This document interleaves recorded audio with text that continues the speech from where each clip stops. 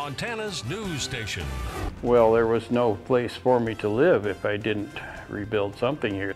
Rebuilding after the devastation of last summer's Pine Creek fire.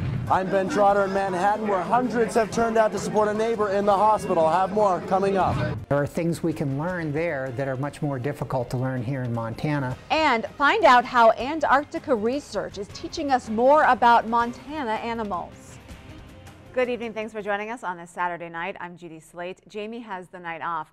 Our top story, a Bozeman man is recovering tonight after a snowboarding accident in the Highlight area. Search and rescue crews responded south of the Highlight Reservoir yesterday afternoon. The 22-year-old snowboarder had apparently been boarding with 4 others in a popular area near the Window Rock cabin, known for its natural jumps.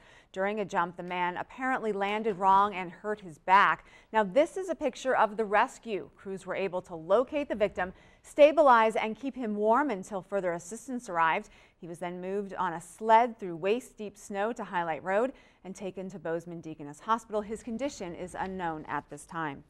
Other news tonight, friends of the Story Mansion announced that their plans to buy the mansion have fallen through. In a letter dated February 21st, Board of Director Chairman Andy Eppel announced that Wind Energy Corporation Exergy will not be able to front the over $390,000 needed to buy the mansion outright. If you will remember, friends of the Story Mansion were granted a 6-month extension to buy the mansion by the City Commission this past September. Now they're asking for more time, proposing a 6-year plan to buy the mansion in installments, saying they can contribute $30,000 annually towards the overall cost. City officials have no comment at this time. Well, what if a family member of yours suffered a life-threatening illness? Would your friends and neighbors step up to help? MTN's Ben Trotter shows us one family, one community that have banded together. I feel the love. And if you're interested in helping the Macros, an account in Richard's name has been set up at Manhattan State Bank in Manhattan. Well, it's been nearly 6 months since the Pine Creek fire erupted, destroying several homes in the Paradise Valley. But as I found out earlier this week, the community is already rebuilding.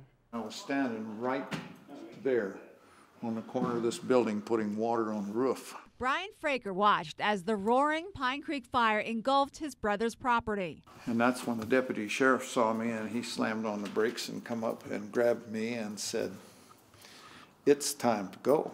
Oh, it burned up the 2 homes we had on the property and a large shop and various outbuildings.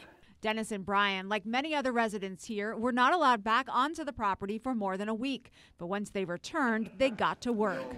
Well, there was no place for me to live if I didn't rebuild something here. Dennis and his brother are doing much of the work on this new, nearly 1,300 square foot home. The living room has a vaulted ceiling. Some changes you'll see to the house. The walls of the basement are concrete. There's concrete siding and a metal roof, all fire resistant.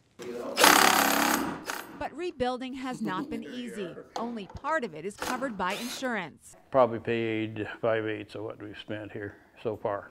But going somewhere else is not an option. This is the only piece of land I own, so it had to be done.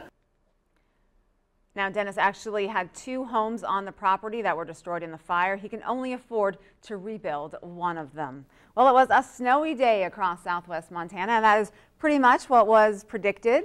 Exactly. You know, it's kind of nice to actually see what we predicted actually happened. That's here in nice. Southwest Montana. It's great once in a while. But as we take a look, I wanted to show you the satellite and radar composite. Thank you, Adam. Well, one of the longest running research projects in Antarctica is the tracking of Weddell seals. For the past 10 years, MSU scientists Jay Rotella and Bob Garay have been taking graduate and undergrad students to the icy continent for the world's best field trip.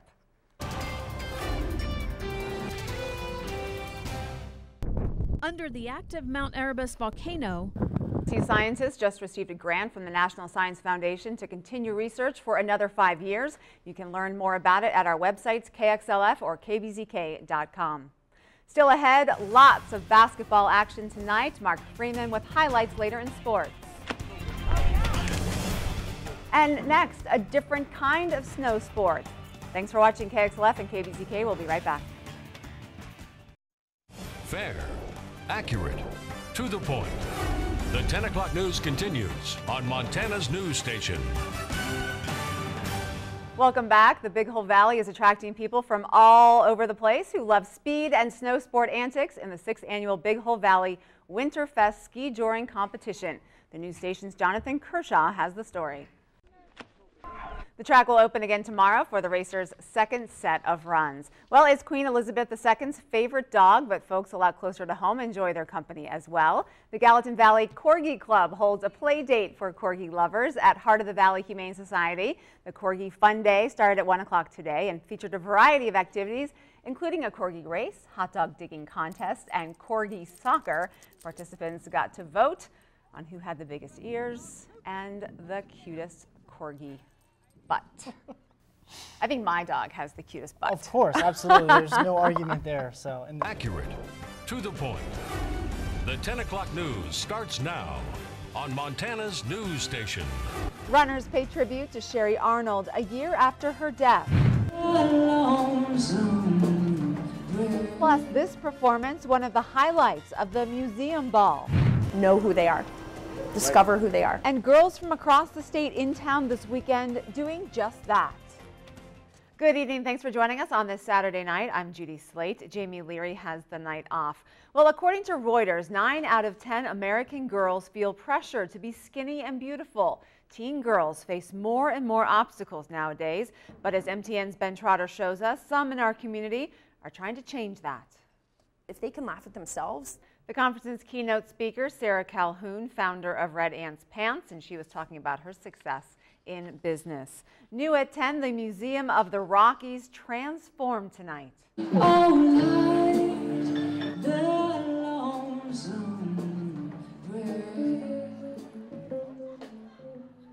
It's the Museum Ball featuring this performer, among other highlights. There, our own Chet Lehman and his lovely wife Lynn enjoying the live music, and Donna Kelly and Ted Dawson also on hand for the museum fundraiser.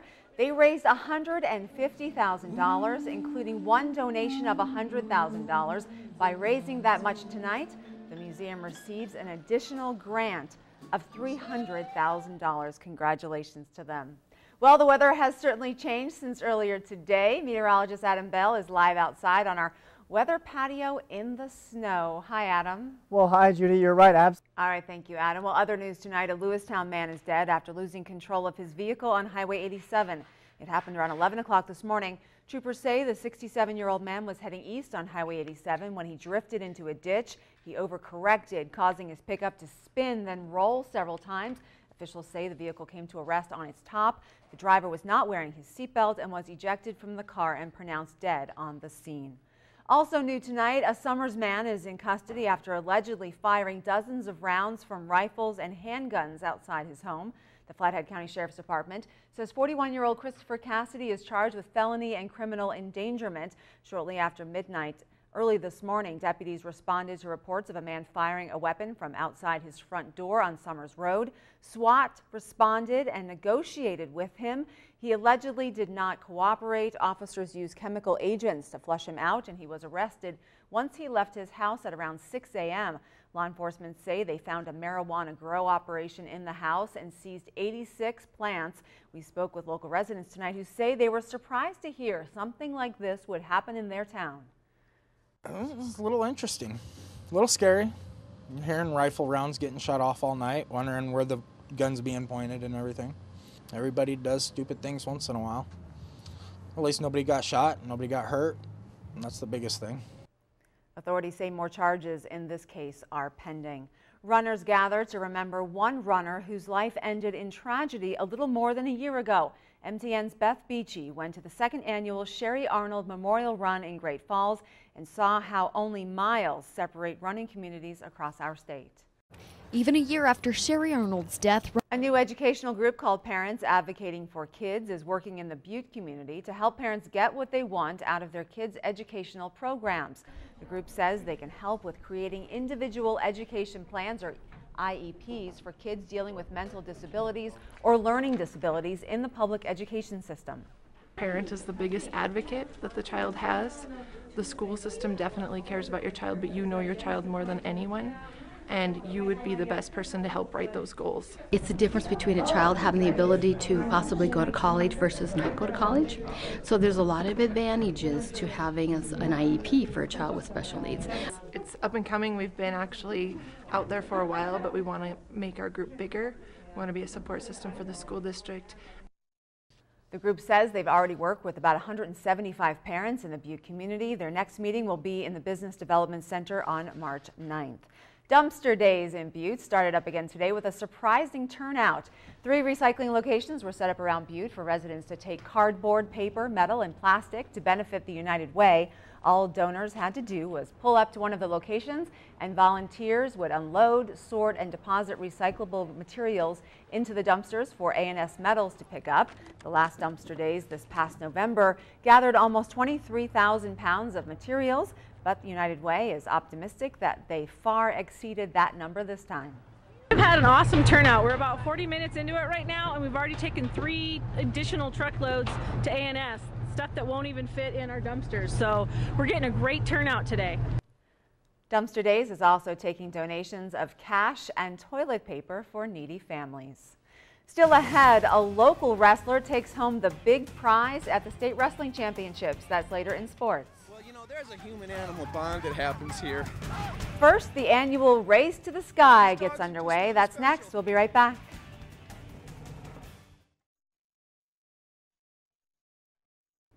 Welcome back. 10 mushers embark on a 350-mile journey. MTN's Evan Weberg takes us to the Race to the Sky. Nobody said dog sledding was easy. The race has a continuous start tomorrow in Lincoln at 2 p.m. Well, you can see the snow falling down at Big Sky. People keeping warm by the fire. Keep it here. The forecast with meteorologist Adam Bell next.